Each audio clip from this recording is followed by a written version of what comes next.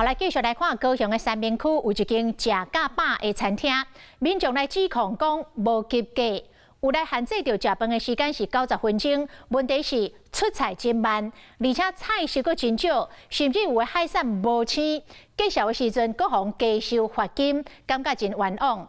针对顾客种种的不满，店家是出面来道歉，讲会退钱。 落雨天，用餐的时间还未到，餐厅外口就有人客咧等开门。不过，这间餐厅所有消费者食到规巴肚火，甲过程拢铺上网。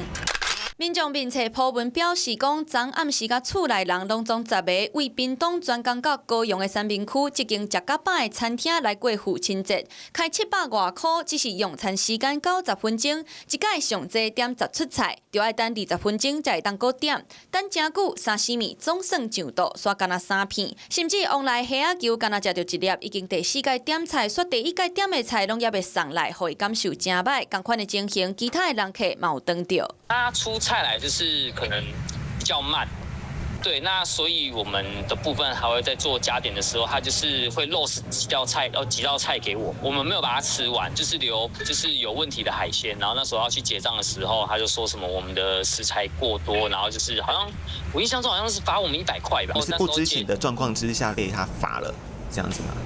对，但是我们只有留虾子。张先是讲，几个月前捌来食过，当时食到虾仔无青，向店家反映，煞无积极处理，最后无食完，煞互罚钱。面对投诉，店家会失礼嘛退钱，表示这个沟通有误解。让这位客人等到我们比较不好意思，可能在沟通上有一些误解。那我们这边也跟这个客人做了一个联系，这样10道菜的限制是因为我们都限点，都怕做不出来，所以说会希望保持每一个客人的桌上都有菜。 可以吃，服务人员其实都会告知客人诚挚的来沟通沟通不了，就向我们市府消费者服务中心来提出申诉。消保官表示，到餐厅食饭，先详细了解用餐的规则了后，才来决定敢要消费，较免开钱，搁要生气。你好，我是宋彦明，想掌握最及时的新闻资讯吗？赶紧订阅、按赞、开启小铃铛，锁定华视新闻 YouTube 频道。